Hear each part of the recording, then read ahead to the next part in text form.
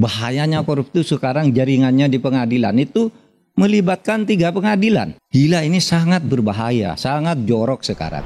Pagar laut itu dari sudut apapun tuh ya indikasi korupsinya kuat. Karena tidak mungkin ada sebuah sertifikat, ratusan sertifikat itu dikeluarkan tanpa ada pejabat yang meneliti. Kejaksaan Agung itu bisa mengambil alih kasus ini secara sendiri tanpa harus lewat polisi. Tidak bisa mengatakan bahwasanya negara kita baik-baik saja. Kalau kita berharap sama Pak Prabowo di saat rakyat meneriakkan bahwa adili Jokowi, dia mengatakan bahwasanya hidup Jokowi.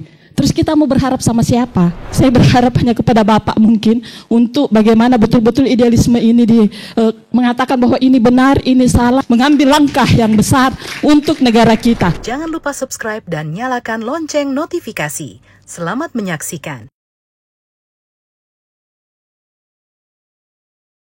Kami mohon Prof. Mahmud untuk menyampaikan pandangannya. Assalamualaikum warahmatullahi wabarakatuh. Saudara, sebenarnya saya bicara topik ini sudah agak lelah ya. Hampir setiap hari orang tanya ini.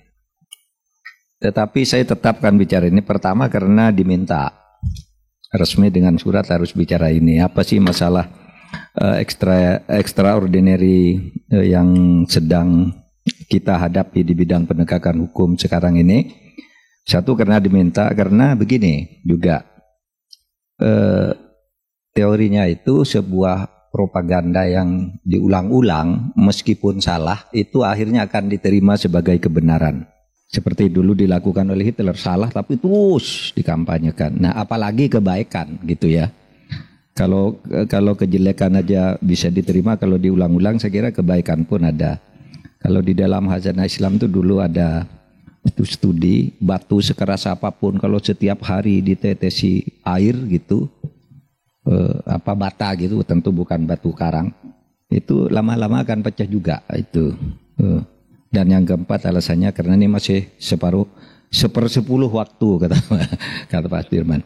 Jadi sekarang saya tuh bicara soal apa yang masalah kita yang paling besar yang tidak selesai-selesai itu adalah sekarang ini korupsi, penegakan hukum korupsi. Di hukum-hukum lain nampaknya oke saja, memang banyak pelanggaran tapi tidak separah korupsi. Karena korupsi ini agendanya berbelok. Dulu waktu awal reformasi cukup berhasil.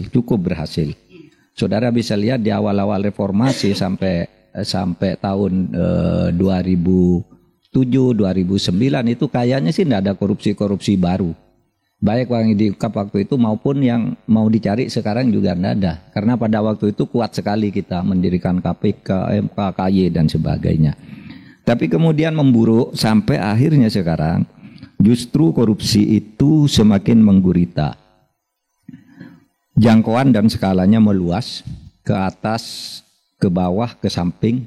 Jadi saya sering mengutip gitu, waktu zaman Pak Harto itu korupsinya kan dilakukan oleh satu tangan yang bernama korporatisme negara.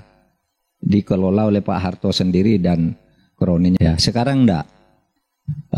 Sekarang semua lembaga itu ke kanan, ke atas, ke bawah, DPRD, Bupati, kemudian lembaga, hampir tidak ada lembaga negara sekarang ini yang tidak ada kasus korupsinya, semuanya, dan sudah lebih parah, sudah triliunan gitu sekarang. Dulu kita waktu awal reformasi itu dengar korupsi 10 miliar kan kaget, kok gede banget gitu. Sekarang udah triliunan dan tiap hari kita dengar berita korupsi triliunan. Nah justru sekarang juga yang tumbuh adalah korupsi peradilan itu jorok sekali, ya. Karena sekarang kasus korupsi yang dibawa ke pengadilan itu menjadi korupsi baru. Taruhlah ini yang kasus sekarang ini, 3 korporasi yang kemudian menangkap hakim Jakarta Selatan. Saudara, itu kan kasus korupsi. Korupsi sudah jelas korupsi tapi dibebaskan. Dengan apa? Kalau di dalam hukum pidana itu yang digunakan ada 2 cara. Satu namanya onslah. Jadi kasus ada korupsinya tapi dibilang bukan korupsi. Ini kasus perdata, ini bukan korupsi. Jadi dibebaskan tuh 3 korporasi yang makan uang triliunan itu. Atau dikatakan tidak ada kasus pidananya, tidak terbukti maksudnya. Ada dua cara membebaskan itu, onslah atau dikatakan tidak terbukti, gitu. Atau dihukum ringan, lalu diperas uangnya, itu yang banyak terjadi. Yang kasus Jakarta Selatan yang terakhir yang melibatkan Ju Yamto itu, coba bayangkan bahayanya korupsi sekarang, jaringannya di pengadilan itu melibatkan 3 pengadilan. Lokus deliktinya, kasusnya terjadi di Jakarta Pusat, pengadilannya di Pengadilan Jakarta Selatan, hakim yang terlibat dalam suap menyuap itu bersama panitranya Jakarta Pusat, Jakarta Selatan, Jakarta Utara. Jadi ini sudah jaringan di korupsi ini. Gila, ini sangat berbahaya, sangat jorok sekarang. Dan kita melihatnya selalu saja ini terjadi. Dan biasanya Mahkamah Agung itu normatif saja jawabannya. Bahkan yang kasus Ronald Tanur yang di Surabaya itu kan sejak awal dikatakan ini korupsi, ini ada penyuapan. Tapi oleh Mahkamah Agung dibilang itu sudah ada prosedurnya. Hakim-hakim itu nasionalis semua, itu hakim pahlawan. Hakim nasionalis katanya. Nah, Kejaksaan Agung merasa tersinggung, dilacak ketemu, tangkap semua. Melibatkan banyak orang lagi. Nah, saudara, kasus juga nih. Pagar laut. Pagar laut itu dari sudut apapun tuh, ya indikasi korupsinya kuat. Karena tidak mungkin ada sebuah sertifikat, ratusan sertifikat itu dikeluarkan tanpa ada pejabat yang meneliti. Nah kalau sudah meneliti kok sampai ratusan keluar, itu pasti kolusi. Pasti kolusi. Kalau satu gitu ya itu keliru. Tapi ini ratusan, dan yang dijadikan tersangka hanya seorang lurah dari 16 kelurahan. Nggak masuk akal. Masa seorang lurah bisa ngatur 16 kelurahan lainnya? Nah sekarang ini perkembangannya apa? Perkembangannya kasus pagar laut itu. Polisi menyatakan itu bukan korupsi. Hanya pemalsuan yang dilakukan oleh seorang lurah bernama Kohot. Jaksa Agung mengatakan kejaksaan, oh enggak itu korupsi, dikembalikan kasus ini. Kembali itu korupsi gitu. Nah sehingga sekarang ini kasus yang besar sekali. Ini sekarang ini tidak jelas nasibnya. Polisi sesudah dikembalikan bilang lagi, sesudah kami teliti sesuai dengan permintaan Kejaksaan Agung, tetap tidak ditemukan unsur korupsinya. Dikembalikan lagi ke Kejaksaan Agung bahwa itu tetap bukan kasus korupsi. Alasannya apa kata polisi? Pak Juhanda siapa? Yang kemarin 2 hari lalu menjelaskan. Karena katanya tidak ada kerugian negara dalam kasus pagar laut. Nah ini salah total. Korupsi itu, kerugian negara itu hanya satu unsur dari 7 jenis korupsi, 7 jenis utama korupsi itu. Ya, yang utama itu, yang pertama definisi korupsi itu memperkaya diri sendiri atau orang lain atau korporasi dengan cara melanggar hukum. Itu sudah pasti ada kan? Ada perusahaan yang disebut, ada adalah kohotnya yang berkolusi dengan cara melawan hukum dan menimbulkan kerugian negara. Itu korupsi yang menggunakan APBN. Kerugian negara. Lalu kalau suap, enggak usah pakai kerugian negara. Saudara tahu, Pak Akil Muhtar itu di penjara, tidak ada kerugian negara sama sekali karena dia hanya nerima suap. Ada yang banyak sekarang masuk penjara karena gratifikasi, itu tidak ada kerugian negara. Dia hanya mendapat, kalau suap itu tolong dibuatkan ini uangnya. Tidak pakai APBN uangnya. Tidak merugikan negara. Jadi masih ada 7 jenis korupsi lain yang menyatakan bahwa tidak perlu kerugian negara. Kalau sudah ada perbuatan melawan hukum dengan menggunakan jabatan, ya, yang berakibat pada keuangan, bukan hanya keuangan negara, tapi misalnya nih ya, masih masuk korupsi misalnya. Saya pejabat, ada proyek sini, tidak korupsi, tapi proyek ini dikasihkan ke saudara saya di sana, ini masuk korupsi. penyalahgunaan jabatan, ada penggelapan jabatan, memindah rekening dari punya kantor karena ini masih mau dipakai 3 bulan lagi, masuk ke rekening saya dulu. Nggak rugi negara. Itu untuk perbuatan itu, untuk pembiayaan proyek nih. Korupsi juga. Nah, oleh sebab itu, menurut saya, karena ini masalah pagar laut itu menjadi ujian bagi masa depan hukum kita, maka saya ingin mengatakan ini supaya segera. Satu caranya, Kejaksaan Agung itu bisa mengambil alih kasus ini secara sendiri tanpa harus lewat polisi. Karena apa? Ada 3 lembaga yang bisa mengambil tindakan terhadap korupsi ini. 1 KPK, 2 Kejaksaan Agung, 3 Polri.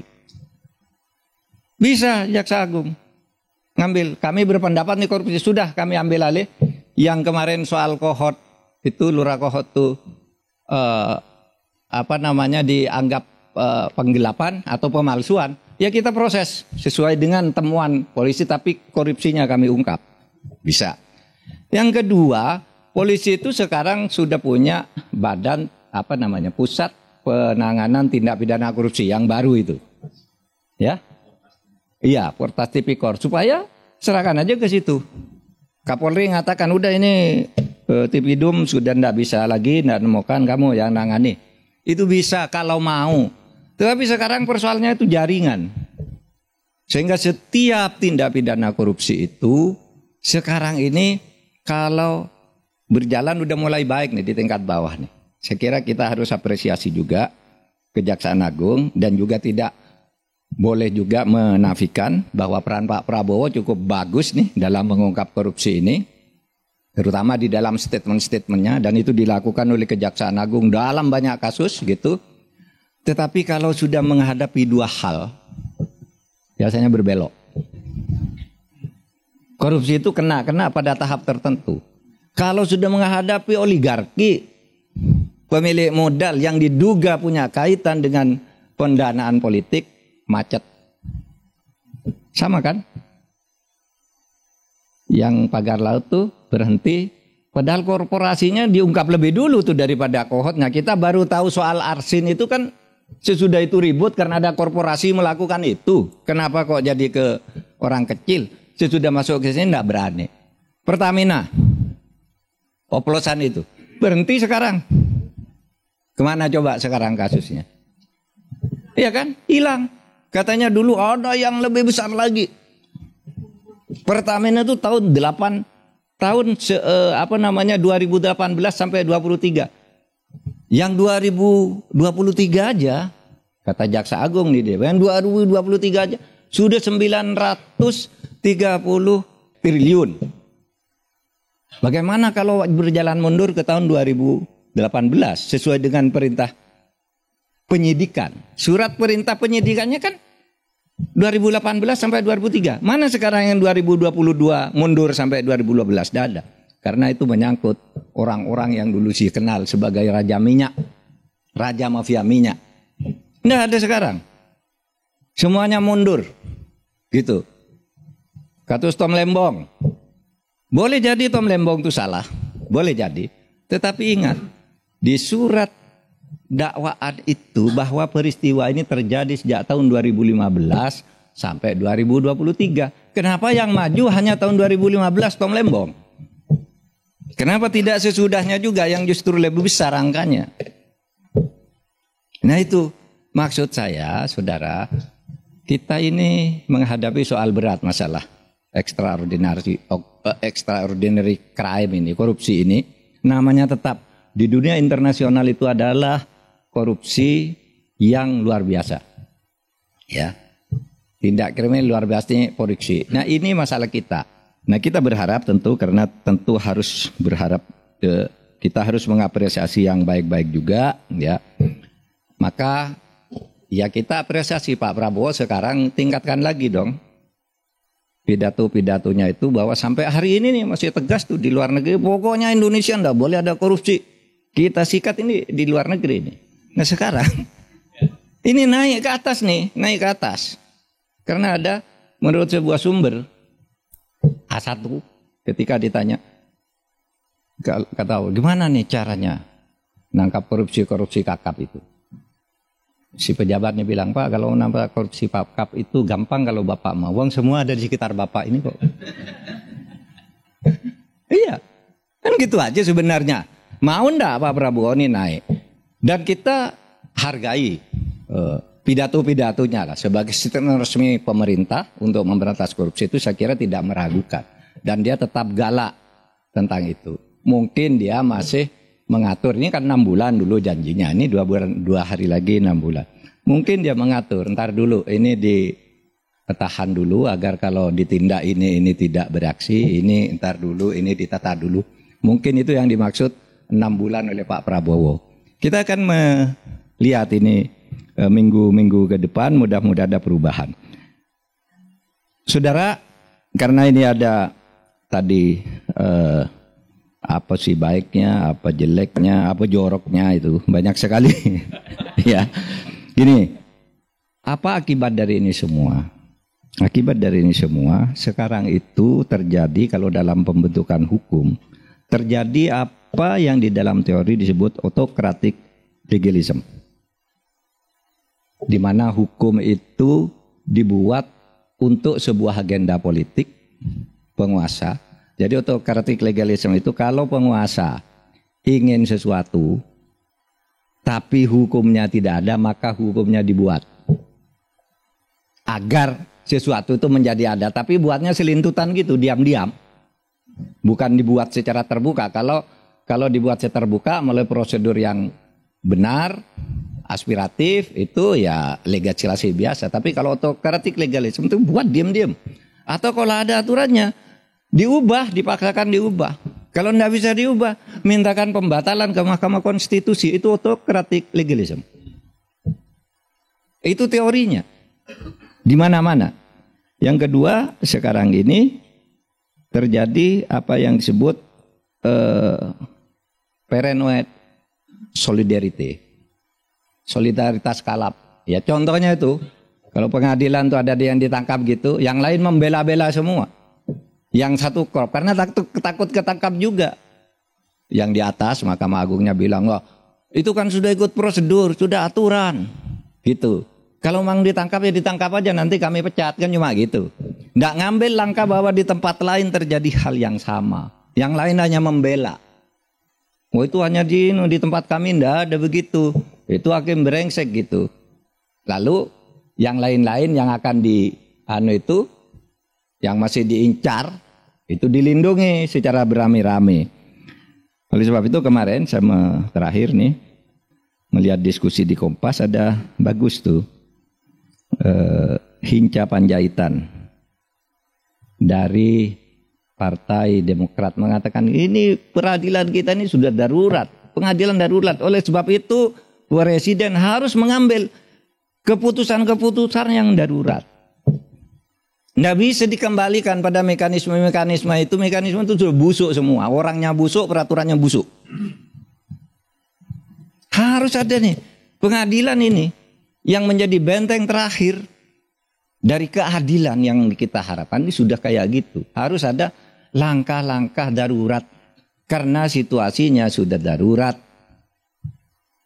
Apa langkah darurat itu? Antara lain harus presiden atau dukungan masyarakat berani. Nah, usulnya Pak satunya ini Pak Marwarar Siahaan harus berani mengeluarkan perpu. Ada materi-materi di dalam berbagai peraturan perundang-undangan kita, di dalam undang-undang tentang penegakan hukum ini ada beberapa yang harus disegera dioperasi berdasarkan perpu. Itu. Nah, demikian dulu sebagai panjangan. Terima kasih. Assalamualaikum warahmatullahi wabarakatuh.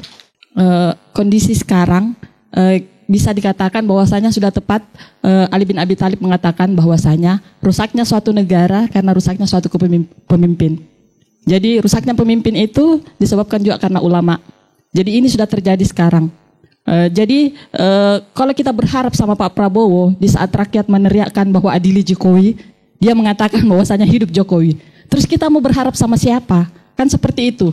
Kondisi negara kita sekarang karena 10 tahun yang lalu itu dirusak oleh Jokowi. Itu saja, seperti itu logikanya. Mulai dari konstitusi semua dirusak. ya kan? Polisi dikangkangi, KPK dikangkangi, itu kenyataan, itu realita. Kita tidak bisa bilang bahwasanya negara kita ini baik-baik saja sekarang. Tidak bisa, itu realitanya. Rakyat, berapa banyak rakyat yang sekarang bunuh diri karena tidak bisa makan, berapa banyak rakyat yang tidak mendapatkan pekerjaan, bukan mendapatkan pekerjaan, tetapi sudah punya pekerjaan, malah di PHK. Itu realitanya. Itu kita tidak bisa mengatakan bahwasanya negara kita baik-baik saja. Kemudian, semua dirusak, mulai dari pendidikan kita dirusak, hukum kita dirusak, korupsi merajalela, ya. Bahkan ada yang mengatakan bahwasanya coba korupsi itu dikasih masuk sebagai budaya Indonesia. Malu nggak kita? Malu. Kita negara kaya, negara ini, tetapi rakyat kita berapa banyak yang tidak bisa makan dan lain sebagainya. Kenapa? Karena pemimpinnya yang korupsi, pemimpinnya yang kenyang. Bahkan ibaratnya 10 orang saja di negara kita yang memegang kekayaan itu. Para oligarki 9 dan satunya masyarakat, itu hitungannya. Kan seperti itu. Nah sekarang, sebenarnya solusi apa nih yang kita yang harus kita lakukan? Sehingga masyarakat sekarang apatis, revolusi aja. Ngapain? Kita tidak bisa banyak berharap sama pemerintah. Nah pertanyaan saya adalah kepada Bapak Mahfud, ketika 98 dulu ada Pak Amin Rais yang menggerakkan bahwasanya memang negara kita tidak baik-baik saja, kita harus keluar dari kondisi ini. Nah sekarang pertanyaan saya bagi Pak Mahfud, saya berharap, saya pribadi, saya berharap hanya kepada Bapak mungkin untuk bagaimana betul-betul idealisme ini mengatakan bahwa ini benar, ini salah, ini langkah yang harus kita ambil, ini harus langkah yang tegas. Karena tidak bisa, sekarang pemerintah kita omon-omon saja, 3 juta perumahan. Dengan persyaratan harus gajinya 12 juta, UMR saja 5 juta, di mana sih logikanya? Itu ceritanya kan seperti itu. Jadi intinya bagaimana Pak Mahfud, apakah Bapak, saya pribadi ya, saya berharap sama Bapak untuk mengambil posisi seperti Pak Amin Rais untuk bagaimana menggerakkan, memberi pencerahan, mengambil langkah yang besar untuk negara kita. Saya berharap, saya pribadi ya, saya berharap kepada Bapak untuk bisa menggerakkan itu. Apa plus minusnya ketika kita mengadakan revolusi itu? Apa plus dan minusnya? Kemudian masalah pendidikan, ketika rektor, masa pemerintahan Jokowi, rektor itu diganti, yang memilih itu adalah menteri dan disetujui oleh presiden. Ini pasti kebijakan yang diambil karena dia mau mengangkangi lagi. Sama dengan sekarang, rektor UGM sudah tidak bisa berkata apa-apa karena mungkin kebijakan yang diambil dulu ada rasa balas budi. Nah coba sekarang pendidikan diperbaiki lagi. Jangan lagi rektor itu dipilih oleh presiden. Kenapa? Karena yang tahu integritas, kualitas rektor itu ya pasti para senat-senat. Loh kok ini dilempar ke presiden? Karena ada maunya. Saya kira itu saja. Terima kasih. Assalamualaikum warahmatullahi wabarakatuh. Ada sebuah slogan yaitu Tuanku adalah rakyat dan jabatan adalah mandat. Di masa kini, bagaimana cara efektif sebagai tuan untuk memberikan rapot merah atau berbagai rapot yang ada kepada pemerintah yang katanya kita beri mandat saat ini? Apabila karena secara kenyataannya apabila kita melakukan demonstrasi, kita dinilai sebagai pesuruh atau pemodal atau dibayar dan sebagainya. Yang kedua, apabila kita melakukan demo di media sosial, itu mudah sekali tenggelam dengan media-media baik yang media itu secara terang-terangan ada legalitasnya maupun bisa dikatakan buzzer-buzzer yang menyerang kita secara pribadi karena kita berpendapat. Itu yang ingin saya tanyakan. Terima kasih. Pengalaman saya sehari-hari kan saya suka lihat nih Prof. Kemarin saya lewat Mega Kuningan tuh ada tanah sebidang tanah ini untuk rumah rakyat yang 3.000. Terus ada kebetulan lagi di Cilincing itu saya lihat kebetulan sepupu saya tinggal di situ. Dia tinggal di atas laut yang bikin kayu-kayu dan itu diperjualbelikan. Kalau mau beli tempat itu 20 juta. Dan itu suratnya cuma kwitansi. Jadi yang saya mau tanyakan ke kalau bisa Pak Mas Budi untuk Tempo kasus-kasus yang seperti itu coba mohon ditelusuri, jadi diekspos lah oleh yang berani kan cuma Tempo, saya pikir gitu. Untuk Pak Mahfud, saya berharap kita ini sebagai ibu rumah tangga seperti apa ya? Kalau anak saya aja bilang para menteri ini preman-preman berdasi. Anak saya Pak yang milenial itu bilang begitu.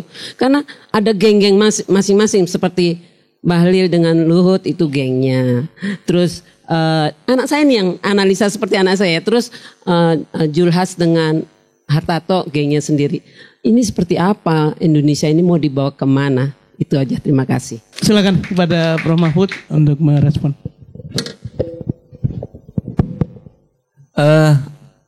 Pada umumnya ini tidak ada yang sifatnya pertanyaan, tapi pernyataan. Di dalam pertanyaan itu sudah menyangkut pernyataan jawaban sendiri sebenarnya tentang masalah yang kita hadapi.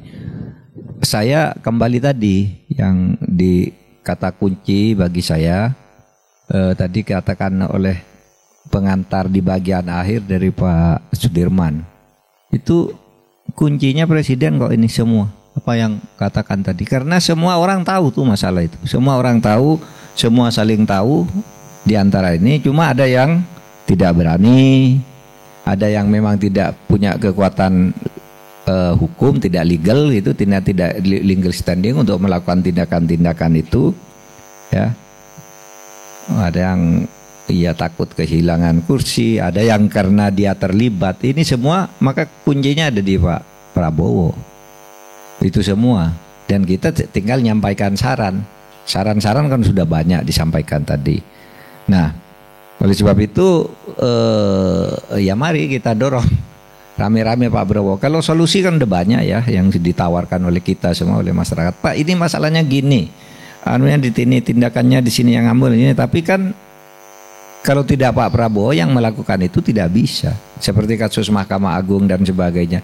Siapa yang bisa melakukan penataan ke Mahkamah Agung kalau bukan sebuah kekuatan formal yang sekurang-kurangnya sejajar dengan Mahkamah Agung untuk membuat langkah-langkah terobosan yang sifatnya operasi sesar.